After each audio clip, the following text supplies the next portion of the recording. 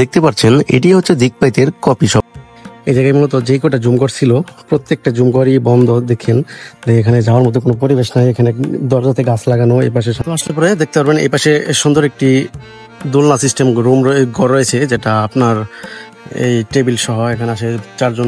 একটা ঝর্ণা ছিল, এখন আর নাই এই ঝর্ণাটি। কফি শপের মজা দিকপাল রেস্টুরেন্টে খাই আমার মন ভরে নাই। দেখতে পাচ্ছেন ওইখানে আমি কিছু পাই নাই। এখন চলে আসছি কাচ্চি মাস্টারে, এটা হচ্ছে জামালপুর। হ্যালো এভরিওয়ান, আমি শাকিল। আজকে আপনাদের নিয়ে যাব দিকপাইত গল্পকুটির কফি শপে। এই কফি শপটি জামালপুর সদর উপজেলার দিকপাইতে অবস্থিত।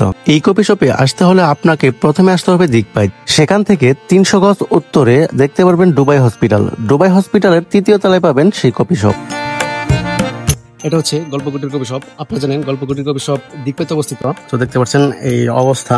এখানে প্রত্যেকটা জুম ঘর যেগুলো ছিল প্রত্যেকটা ঘর আপনার বন্ধ করা, জানি না কেন, কি অবস্থা এখন বর্তমানে এখানে কি চলতো না চলতো, এখানে প্রত্যেকটা বন্ধ।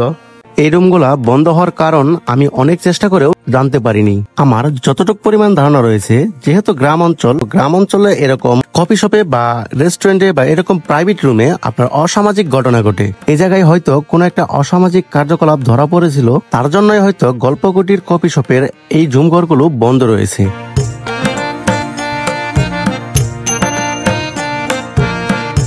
এই জায়গায় মূলত ছোটখাটো একটা ঝর্ণা ছিল, এখন আর নাই এই ঝর্ণাটি।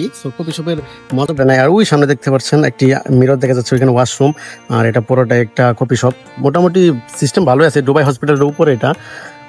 আর এটা হচ্ছে এখানে সুন্দর লেখা বেন্ডিং করা গল্পকুটির। আমি এখন আছি গল্পকুটির কফি শপের একদম যে ড্রেসিং রুমটা, এই পাশে ওয়াশরুম, এই পাশে মোটামুটি ভালো জায়গা আছে। এটা হচ্ছে ওয়াশরুম। তো দেখতে পাচ্ছেন এখানে আমি আপনি হাত মুখ দিতে পারবেন। এই বেসিংটার অবস্থা মোটামুটি ভালো আছে, এবার সেটা ভালো না। এখানে হ্যান্ড স্যানিটাইজার আছে। আর চাইলে পরে আপনারা এখানে হাত মুখ দিয়ে তারপরে পাশে একটা ওয়াশরুম আছে, তো চাইলে ওয়াশরুমে আসতে পারেন। পরিবেশটা মোটামুটি ভালো আছে, যেহেতু বিকেলবেলা সৌন্দর্য, আকাশ অনেক সুন্দর। আজকের ওয়েদারটা কিছুক্ষণ আগে বৃষ্টি হয়েছে, তো বৃষ্টির পরে আমি আসছি এখানে ঘুরতে। তো ঘোরার পর এখানে আসার পর দেখি যে ওই পিছনে যে সাইডে যে জুমঘরগুলো আছে, জুমঘরগুলো একটু বন্ধ। আর এটা জানেন তো এখানে একটি সুন্দর একটি ঝর্ণা। আর এই পাশে পুরা ভিউ দেখছেন এই পাশে। আর এই জায়গায় মূলত এই জায়গায় সবকিছু রান্না করা হয়। আর এই জায়গায় আসলে পরে দেখতে পারবেন এই পাশে সুন্দর একটি দোলনা সিস্টেম রুম ঘর রয়েছে, যেটা আপনার এই টেবিল সহ এখানে আসে 4 জন বা 2-4 জন এসে বসে খাইতে পারবেন। তো এই পাশে অনেক সুন্দর পরিবেশ। এখান থেকে আর কি আপনার বাইরের আবহাওয়াটা অনেক সুন্দর দেখা যায়। তো দেখেন এই পাশে দোতলার উপরে, যেহেতু গ্রাম অঞ্চল দোতলার উপরে এমনিতে সুন্দর লাগে। তো এই পাশে নাকি আমরা আসছি, এখানে কিছুক্ষণ সময় কাটাবো বা খাওয়া দাওয়া করবো। খাওয়া দাওয়া করে তারপর চলে যাবো এখান থেকে। এখানে ছবি তোলার জন্য অনেক সুন্দর একটি সিস্টেম করা আছে, প্রজাপতির মতন, চাইলে ছবি উঠতে পারবেন। আর এই পাশে রুম রয়েছে, আপনার 4-5 জন বা গ্রুপ মিলে আসলে পরে এখানে বসে চা আড্ডা দিতে পারবেন। আর এই পাশে একটা দোলনা রয়েছে। আর এখানে সুন্দর সিস্টেম, এই পাশে কপি বিজাবি যা দেখতে পাচ্ছেন। মূলত ওই জায়গার দোলনাটা অনেক সুন্দর লাগতেছে। এবার একটা চেয়ার রয়েছে বসে পিক তোলার জন্য, আসলে পরে অনেক সুন্দর সুন্দর পিক তুলতে পারবেন। বা আর যেটা হচ্ছে ভিতর সাইড, এটা হচ্ছে অফিস। এখানে ভিতরে বসার জন্য সুন্দর জায়গা রয়েছে। কি কি আছে মূলত ভাই এখানে? মোটামুটি সবই অ্যাভেলেবেল। সবকিছু অ্যাভেলেবেল আছে। আচ্ছা, মানে এটা তো অনেক রিজনেবল প্রাইসের মনে হচ্ছে।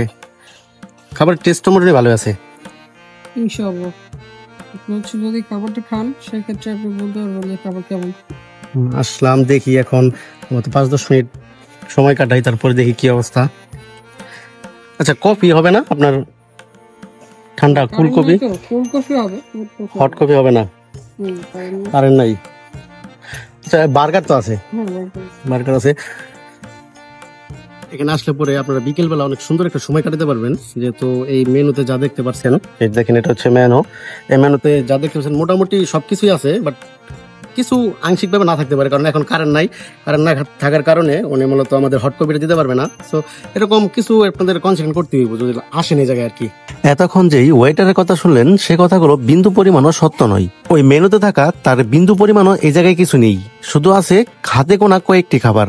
তার মাঝখানে রয়েছে বার্গার বা কোলকপি, এ ধরনের কিছু খাবার রয়েছে। অবশেষে কিছু না থাকার জন্য আমি একটা চিকেন বার্গার অর্ডার করি।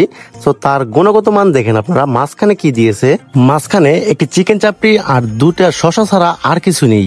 যারা ফ্যামিলির সাথে এই জায়গায় মূলত খাবার জন্য যাবেন তাদেরকে বলবো এই জায়গায় না যাওয়াই ভালো, কারণ এই জায়গার খাবারের মান খুবই বাজে, আর যা চাবেন তা পাবেন না। অবশেষে আর কিছু করার নেই, যেহেতু অর্ডার দিয়ে ফেলেছি সে তো খেতেই হবে। সো এর দাম নিয়েছে মাত্র 140 টাকা।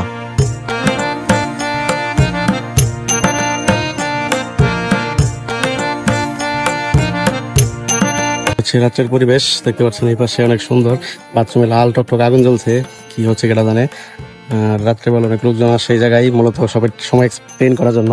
খাওয়া দাওয়া শেষ করে অবশেষে বিল দেওয়ার পালা। এখানে বিল দিয়ে আমি চলে যাব জামালপুরে, কারণ জামালপুর থেকে আমার বাসার জন্য কিছু নিয়ে যেতে হবে। এখানে যেতে কিছু পেলাম না, সো অবশ্যই বাসার জন্য কিছু নিতে হবে। তো দিকপাল রেস্টুরেন্টে খাই আমার মন ভরে নাই। তো দেখতে পাচ্ছেন ওইখানে আমি কিছু পাই নাই। এখন চলে আসছি কাচ্চি মাস্টারে, এটা হচ্ছে জামালপুরে, জামালপুর গেট পার, এটা হচ্ছে পুরোটাই গেট পার। এখান থেকে এখন আমি বাসার জন্য নিয়ে যাবো, কারণ দিকপাল কিছু নাই, যা অর্ডার করছি ওই রেস্টুরেন্টে কিচ্ছু পাই নাই আমি। তো এটা হচ্ছে আর পরিবেশ। এইখান থেকে আমি 2 প্যাকেট খাসির কাচ্চি নিয়েছি, তো দাম রাখছে 240 টাকা।